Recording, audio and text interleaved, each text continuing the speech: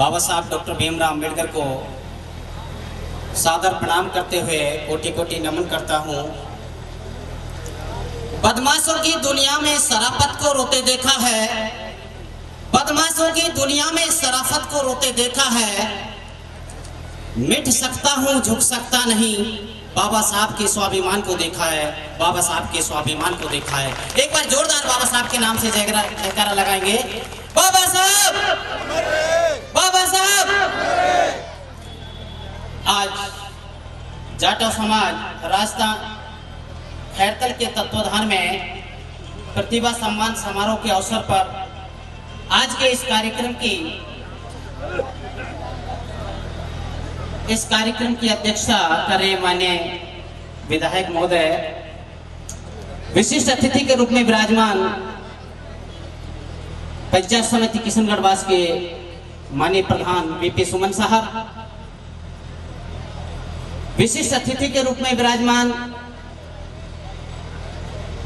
Doctor छबील कुमार जी, परियोजना अधिकारी माननीय तहसीलदार साहब, श्रीमान मुख्य ब्लॉक शिक्षा अधिकारी किशनगढ़वास माननीय ओम शंकर जी, डॉक्टर साहब और आज के इस कार्यक्रम के संयोजक और संस्थान के अध्यक्ष माननीय राजेंद्र जी रसगोन साहब, मंच पर विराजमान संस्थान के पूर्व अध्यक्ष, मंच पर विराजमान सभी सम्मानित पदाधिकारी, मेरे सामने सदन में बैठे हुए पूजा के योग सभी बुजुर्ग, सम्मानित सभी अधिकारी, माताएं बहनें, सभी छात्र छात्राएं, मैं आप सभी का इस कार्यक्रम में तहे दिल से साधुवाद करता हूं। आप सभी का हार्दिक अभिनंदन व्यक्त करता हूं। परिंदों को संगीत रहनुमाई दे आपको, आप सभी के सम्मान में कुछ पंक्तियां।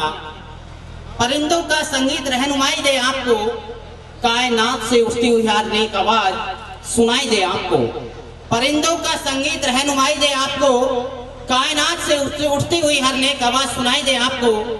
खुशियों से भरा रहे आपका आज का दिन, सूरज की पहली किरण बधाई दे आपको, बधाई दे आपको।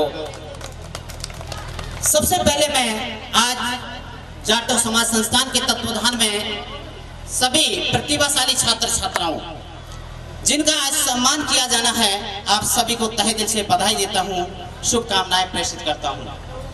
वर्तमान के दौर में क्योंकि शिक्षा की जो विशेष रूप से रोजगार की जो स्थिति है, उसमें निराशा का माहौल चारों तरफ दिखाई दे रहा है।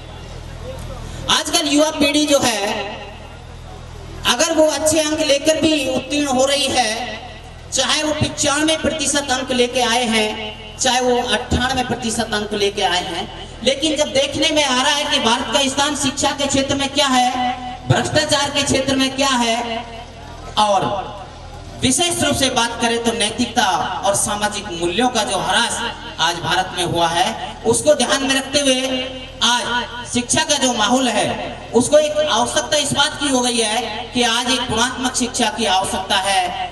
और जो निराशा का माहौल विशेष रूप से कहना चाहता हूँ, क्योंकि नकारात्मक विचार समाज में हो सकते हैं, लेकिन आपको अगर ऊंचाइयों तक पहुंचना है, आपको अगर बुलंदियों तक पहुंचना है, तो आपको अपने हौसले ऊंचाई की ओर अग्रसर करने चाहिए। कहा जाता है, मुश्किलों से जो डरते हैं जलीले खार होते हैं, मुश्किलों से जो डरते हैं जलीले खार होते हैं, बदलते वक्त की तकदीर वे खुददार होते हैं। हजारों डूबते हैं बाखुदाओं के भरोसे पर, हजारों डूबते हैं बाखुदाओं के भरोसे पर, जो खुद चप्पू चलाते हैं वो अक्सर पार होते हैं, वो अक्सर पार होते हैं। प्रिय बालक और बालिकाओं, किसको पता था कि भारत में स्कूल के गेट पे पढ़ने वाला एक बालक एक दिन विश्व का सिंबल ऑफ नॉलेज बनेगा, जिसको पढ़ाई के लिए या बाधा उत्पन्न की गई, लेकिन इस दुनिया का सबसे बड़ा मसीहा, इस दुनिया का सबसे बड़ा विद्वान और विशेष रूप से भारत के संविधान को लिख करके 5000 साल पहले के कानूनों को एक लाइन में आर्टिकल 13 में लिख करके कि आज तक के बनाए हुए कानून जो इस देश में लागू थे, आज मैं समाप्त करता हूं। इसलिए आपको अपने हौसले बढ़ाने होंगे, आपको हिम्मत और आत्मविश्वास बढ़ाना होगा। तो व्यक्ति की तरक्की में उसके दो बातें विशेष रूप से आज मैं कहना चाहूंगा कि सबसे पहले व्यक्ति को अपना आत्मविश्वास मजबूत करने की आवश्यकता है। अगर अगर जिन छात्र छात्राओं का आत्मविश्वास मजबूत है, वो निश्चित रूप से कोई भी मंजिल उनके लिए कठिन नहीं है। चाहे आईएएस बनने की बात हो, चाहे आईपीएस बनने की बात हो, चाहे डॉक्टर बनने की बात हो, चाहे इंजीनियर बनने की बात हो, चाहे और विज्ञान के क्षेत्र में तरक्की करने की बात हो, अगर आपके हौसले और आपका आत्मविश्वास बड़ा है तो निश्चित रूप से आप उन सफलताओं को प्राप्त कर सकते हैं।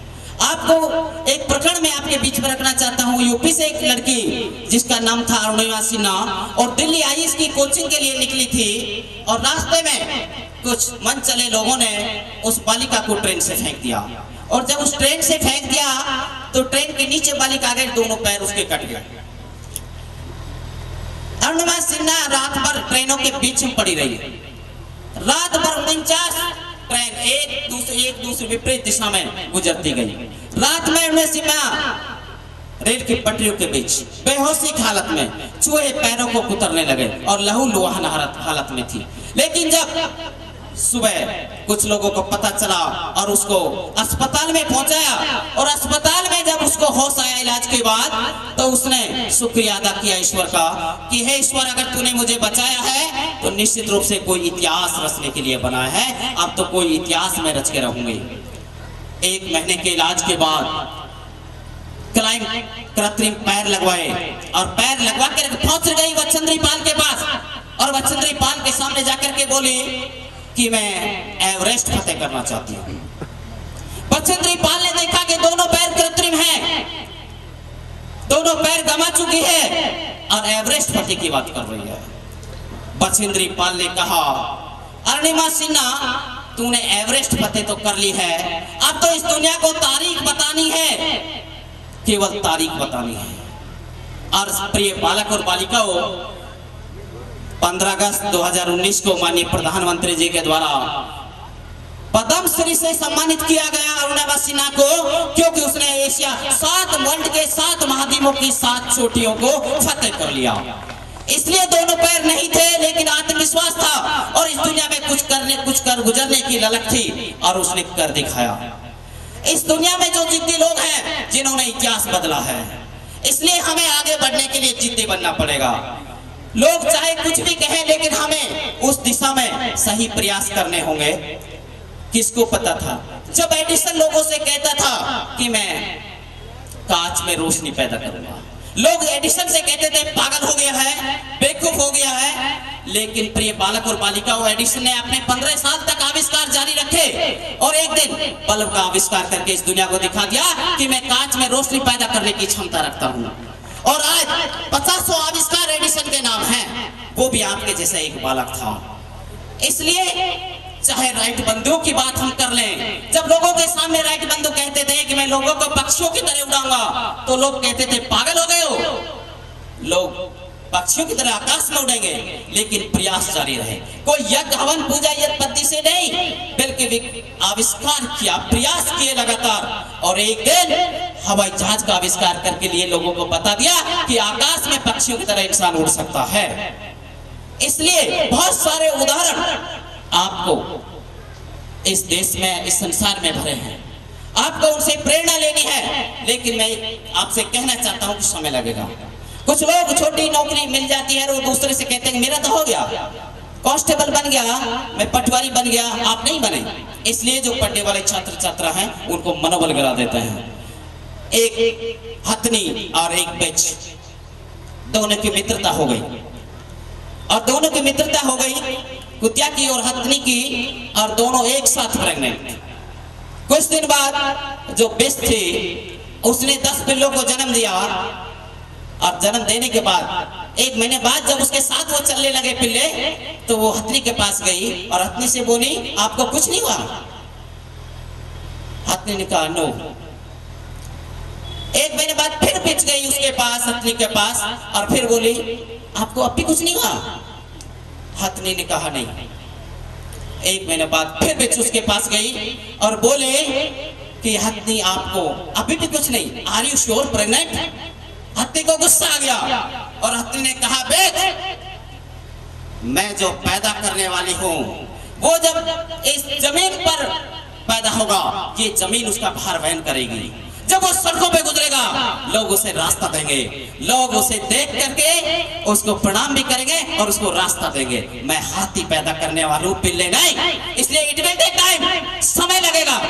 इसलिए अपने टारगेट ऊंचे रखें। आपको आईएएस बनना है, आपको प्रशासनिक सेवा में जाना है तो समय लगेगा। ऐसा नहीं है कि हम बीए पास कर लें, 12वीं पास कर लें और तुरंत हम ऊंचे ख्वाब देख करके और थोड़े दिन में हौसला पस्त कर लें। समय लगेगा। आपको उच्च पदों पर जाने के लिए मेहनत की आवश्यकता है, इसलिए बहुत मेहनत की आवश्यकता है। मैं कहना चाहता हूं, खुद को बनाने के लिए खुद को मिटाना पड़ता है, खुद को बनाने के लिए खुद को मिटाना पड़ता है। दिए की लौ के साथ खुद को जलाना पड़ता है, जागना पड़ता है तब भी जब दीपक भी सोने लगे, जागना पड़ता है जब दीपक भी सोने लगे। वजूद बनता है अक्सर तभी जब रात भी अपना वजूद खोने लगे, रात भी अपना वजूद खोने लगे। अगर ये तमन्ना आपकी है तो निश्चित रूप से आपको आगे बढ़ने से कोई नहीं रोक पाएगा। लेकिन दूसरी बात, क्योंकि आत्मविश्वास डेवलप होने के बाद एक चीज और विशेष रूप से आज जो समाज में दिखाई दे रही है युवा पीढ़ी में, उसके लिए मैं कहना चाहूंगा, क्योंकि आप जब भी यात्रा करने जाते हैं, अगर आप टेम्पो लेते हैं तो शायद टेम्पो वाला आपसे ये नहीं पूछता कि आपके बैग में कितना वजन है। अगर आप बस में बैठते हैं तो बस वाला भी आपसे बैग का वजन नहीं पूछता, और अगर आप ट्रेन में जाते हैं तो ट्रेन वाला भी आपसे आपके बैग का वजन नहीं पूछता, कितना भार आप अपने साथ ले चल रहे हैं, लेकिन वो नहीं पूछता है। लेकिन जब आप एरोप्लेन में जाते हैं, एरोप्लेन में जाते हैं तो आपके बैग का वजन काउंट किया जाता है, मापा जाता है, क्योंकि वहां वजन की वैल्यू है, क्योंकि वो आकाश में उड़ने वाला है प्लेन। इसलिए आप जमीन पे चल रहे हैं तो बाहर लेके चल सकते हैं, लेकिन अगर आप चाहते हैं कि आकाश में उड़ना, अगर चाहते हैं आप ऊंची सफलता प्राप्त करना, तो आपको कुछ चीजें छोड़नी पड़ेंगी, आपको हल्का होना पड़ेगा। क्योंकि प्रकृति का नियम है, जब भी रॉकेट ऊपर जाता है, जैसे जैसे वो ऊंचाइयों की ओर जाता है, अपना जो अधिकांश पार्ट छोड़ता जाता है, क्योंकि उसको आगे जाना है। इसलिए आपको भी अपने जीवन में अगर आगे बढ़ना है तो आपको बहुत सारी चीजें छोड़नी पड़ेंगी। आपके नकारात्मक विचार जो आपको छोड़ने पड़ेंगे। आज सोशल मीडिया के माध्यम से, व्हाट्सएप के माध्यम से, फेसबुक के माध्यम से जो 3-3 घंटे 4-4 घंटे बिता देते हो, जिससे आपकी एकाग्रता भंग हो जाती है, जिससे आपकी पढ़ाई बाधित होती है, और जो आप टारगेट लेके जा रहे हैं वो आप अचीव नहीं कर पाते। इसलिए उन सब चीजों को छोड़ना पड़ेगा आपको, और आपको हल्का होना पड़ेगा, तब जाकर के आप अपनी ऊंचाइयों पर पहुंच पाएंगे। और दूसरी बात, प्रिय बालक और बालिका, समय की नजाकत को समझते हुए मैं कहना चाहता हूं, सपने वो नहीं जो नींद में आते हैं, सपने वो नहीं जो नींद में आते हैं, सपने तो वो होते हैं जो नींद नहीं आने देते हैं, नहीं आने देते हैं। इसलिए बल पर निश्चित रूप से आप आगे बढ़ेंगे, तरक्की करेंगे। हमें कुछ जो करना है, हर उदास चेहरे को रास्ता दिखाना है, हर उदास चेहरे को रास्ता दिखाना है, बिजलियों के साए में आशिया बनाना है। हर उदास चेहरे को रास्ता दिखाना है, बिजलियों के साए में आशिया बनाना है। मंदिरों में दीपक तो कोई भी जला देगा, मंदिरों में दीपक तो कोई भी जला देगा, हमें तो आंधियों के दर पर दिया जलाना है, आंधियों के दर पर दिया जलाना है। इन्हीं शुभकामनाओं के साथ आपको पुनः बधाई देते हुए, और आप सबने मुझे सुना, और समिति पदाधिकारियों ने और संस्थान के सभी पदाधिकारियों ने, जिन्होंने इतना सुंदर आयोजन किया और सम्मान दिया, मैं तहे दिल से आप सभी का आभार व्यक्त करता हूं, आपका सम्मान करता हूं। और 2 लफ्जों, तारे जब तक है धरती है अमर, और भारत ऋणी रहेगा तेरा, अमर रहेगा अम्बेडकर, अमर रहेगा अम्बेडकर। जय भीम, जय भारत, धन्यवाद।